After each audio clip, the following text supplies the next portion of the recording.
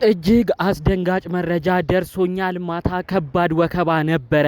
ይህ ሁሉ እንዳይመጣ ነበር ተዉ ሩታም እንዲሁም የአብርሽ ወንድም እባካችሁ ንቁ፣ ችግር ራሳችሁ ላይ አታምጡ ስንል የነበረው አብርሽ እንደዛተው በቪዲዮ ትናንትና እንደተመለከታችሁት ማለትም ይመስለኛል በዳኒ ሮያል ወይ ደግሞ በአንዳቸው ቤት ነው የተለቀቀው። በማን እንደሆነ ግራ ይገባኛል። ነገር ግን አንድ ንግግርን ተናግሮ ነበረ ቪዲዮ ከማብቃቱ በፊት ሶስታችሁ ማለትም ደግሞ ወንድሙንም የልጁ እናት የሆነችው ሩታንም እንዲሁም ዳኒን ሶስታችሁም ፖሊስ ጣቢያ ለህግ ጥያቄ ትፈለጋላችሁ ብሎ ሲነግራቸው ነበር። እነሱ ሲያፌዙ ነበር።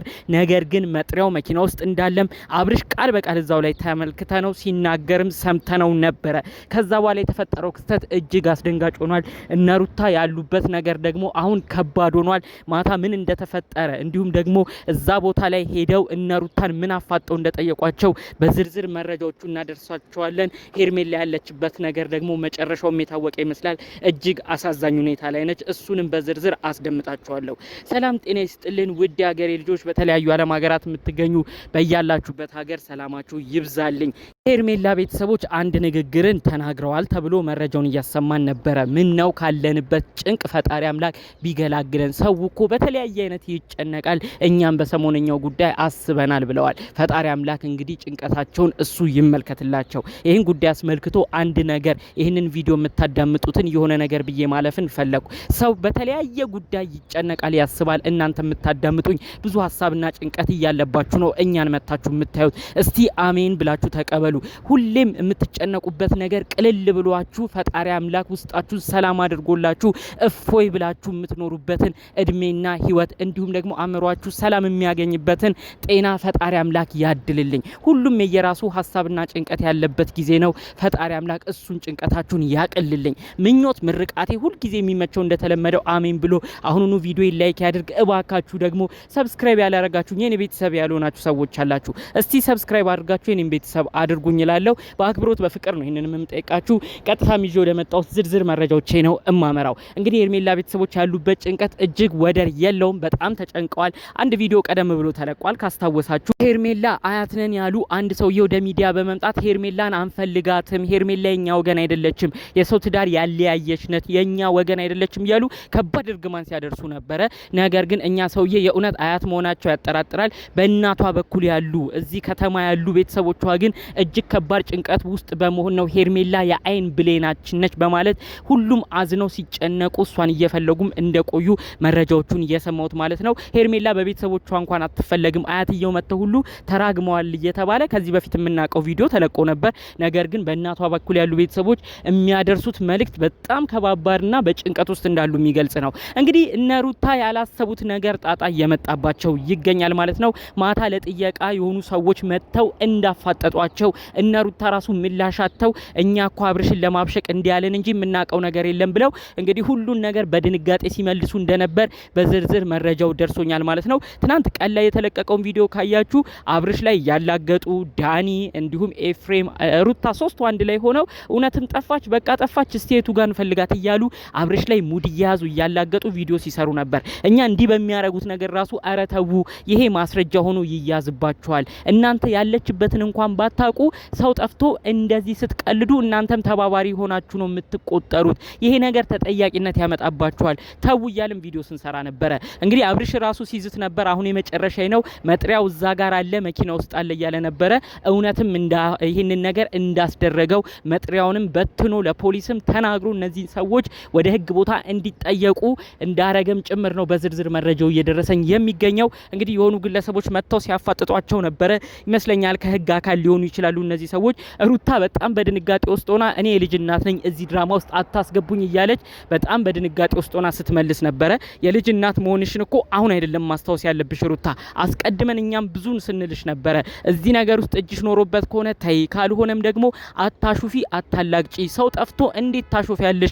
ይሄ እኮ ትልቅ ማስረጃ ይሆናል። ሰው ጠፍቶ ካሾፍ አንቺም እጅሽ እንዳለበት ነው የሚያመላክተው እያለን ስንናገር አልሰማችንም ነበረ። ታዲያ ሊጠይቋት ሲሞክሩ መጀመሪያ የልጅ እናት እንደሆነች ነው ስትናገር የነበረው። ይሄ ነገር ደግሞ አብርሽን ሁሉ ሲያስወቅሰው ነበረ። አብርሽ እውነት ሄርሜላን አትወዳትም ወይ? አንተ ለእውነት ለልጅህ እናትና ለወንድምህ እያዘንክ ነው እነዚህን ሰዎች በህግ እንዲጠየቁ እማታረገው እየተባለ ብዙ ተወቅሶበት ነበረ። ይሄው አሁን እንግዲህ ሩታም ስትያዝ ቀጥታ ያለችው እኔ የልጅ እናት ነኝ፣ ምንም አይነት ነገር ውስጥ የለሁበትም፣ እሱን ለማብሸቅ የተጠቀምኩት ቃል ነው እያለች ስትመልስ ነበረ።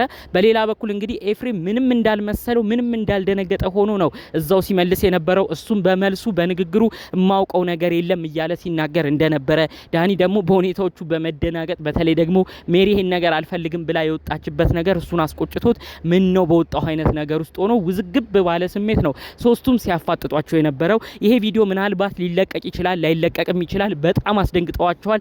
እመኑኝ በቀጣይ ቪዲዮዎች ግን እነዚህ የልብ ልብ አግኝተው ከዚህ በኋላ እያሾፉ እያፌዙ እንደማይመጡ እዚሁ ነግራቸዋለሁ። የሚያናግሯቸው ሰዎች አናግሯቸዋል። አሁን በቀጣይም እንግዲህ ሄርሜላ ያለችበትን ቦታ እንዲያወጡ ነው እንግዲህ ቀነ ቀጠሮ የተሰጣቸው። አንድ ቀን ውስጥ ይሄን ነገር ተማክረው ያለውን ነገር ካላሳወቁ ምንም አይነት ነገር በሌለበት እነዚህ ልጆች ወደ ሌላ ቦታ እንደሚወስዷቸውና በህግ ጥላ ስር ሊያውሏቸው እንደሚችልም ነው በዝርዝር መረጃዎቹ የደረሱኝ ማለት ነው። እንግዲህ ሄርሜላ ያሉት ነገር ምንድነው? እዛ ቤት ውስጥ አትገኝም፣ እዛ ቤት ውስጥ አትሆንም። አሁን አንዳንዶች ሲሉ ነበረ ሩታ መኝታ ቤት ውስጥ በሩ ሲንኳኳ ቶሎ አልከፈተችም፣ ቁም ሳጥን ውስጥ ሆናለች፣ የሆነ ሽንት ቤት ደብቀዋት ይሆናል፣ የሆነ እንደዚህ ኪችን ውስጥ አርገዋት ይሆናል እያሉ ብዙ መረጃዎቹ ሲወጡ ነበር። በአጠቃላዩ እዛ ቤት ውስጥ የለችም ይመስለኛል። እነዚህ ሊያናግሯቸው የመጡ ከህግ አካላት ይሁኑ እነ ሩታን ያፋጠጧቸው ሰዎች በቀጥታ ያደረጉት ነገር ሩታን ቤቷን በደንብ እንዲበረበር በደንብ እንዲፈተሽ ነው የተደረገው። ታዲያ በዛ ጊዜ ምንም አይነት ነገር ሄርሜላ እዛ ውስጥ አልተገኘችም። ስለዚህ ፍንጮቹ ወደ ሌላ ቦታ እንደሚያመሩ ሄርሜላ የምትገኘው አሁን ከሩታ ቤት ውጪ ሌላ ቦታ እንዳቆዩት ጭምር ነው በዝርዝር መረጃዎቹ እየወጡ የሚገኘው ማለት ነው። እነ ሩታ ግን በአጠቃላዩ እንደደነገጡ ምናልባት ደግሞ ይሄ ነገር በቀጣይ ቀጥታ ሊያሳስራቸው በሁለት ቀናት ውስጥ ይህንን ሀቅ እውነት ካላወጡ እቺ ልጅ ያለችበትን ነገር ካልጠቆሙ በሁለት ቀናት ውስጥም ደግሞ ታስረው ልንመለከታቸው እንደምንችል ነው በዝርዝር መረጃዎቹ እየገቡልኝ የሚገኘው ማለት ነው። እባክሽ ሩታ ይሄን ነገር የእውነት በውስጥ እያረግሹ ከሆነ ዋጋ ትከፍያለሽ። እዛ ለህግ ቦታ ሰዎች ሲያፋጥጡሽ እንደተናገርሽው ለእውነት ብለሽ ፍርድን ስጪ። ምክንያቱም የልጅ እናት መሆንሽን ቃል በቃል ተናግረሻል ስትደነግጪ። ይሄ ነገር ህጉ እየከረረ ከመጣ እነዚህ ሰዎች አንቺን ከያዙሽ የልጅ እናት ስለሆንኩኝ ማሩኝ ብቲ ያጠፋሽውን ጥፋት ይቅርታ አርጉልኝ ብቲ የሚሰማሽ የለም። ከወዲሁ ያረግሽው ነገር ካለ ግልጹን አውጥተሽ ሁሉ ነገር ህግ ከመድረሱ ወደ ላይም በደንብ ከፍ ብሎ ከመጠየቃችሁ በፊት ያለውን ጉዳይ ቀስ ብላችሁ እንድትጨርሱ ነው በዚሁ መልእክቴን እማስተላልፍልሽ።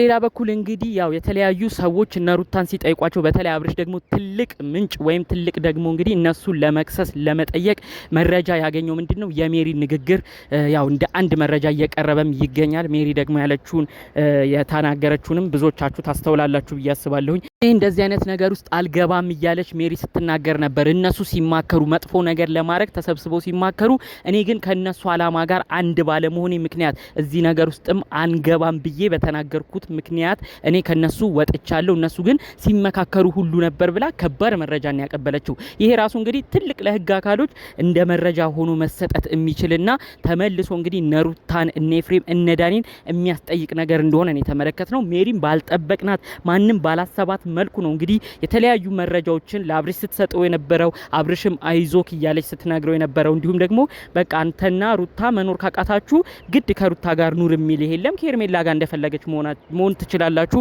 ለምንድን ነው ሄርሜላ ላይ እንዲህ የሚሆኑት? እነሱ ሲመካከሩ በዚህ ራሱ ስላላመንኩኝ አጠቃላይ ከነሱ ሀሳብና ምክር ሁሉ ወጥቻለሁ እያለች ነው እንግዲህ ቃል በቃል ሜሪ ስትናገር የነበረው። የሜሪ ንግግር ብዙዎቻችንን ያስገረመን እንግዲህ እነ ሩታ እውነትም የሆነ መጥፎ ነገር ለማድረግ ሲመካከሩ እሷ እንግዲህ ከነዚህ ልጆች መካከል እንደወጣች ነው ያሉት ነገሮች የሚያሳዩት ማለት ነው። እባክሽ ሩታ ልጅሽን ማሰብ አለብሽ። የማይሆን ነገር ውስጥ እየተሳተፍሽ ከሆነ ቀጣይ የሚሆኑትን ነገሮች እኔ አንድ ነገር ብሆን እኔ በሆነ ቦታ ብጠየቅ ታሰር ልጄስ ምን ይሆናል ብለሽ ቆም ብለሽ እንድታስቢ ነው መልእክቴን ማስተላለፍ እምፈልገው። እባካችሁ ሄርሜላን ደብቃችሁ ሸሽጋችሁ ከሆነ እቺ ልጅ እንድታወጡ በስተመጨረሻ መልእክቴን በማድረስ የዛሬ ቪዲዮችን እዚህ ላይ አበቃለሁ።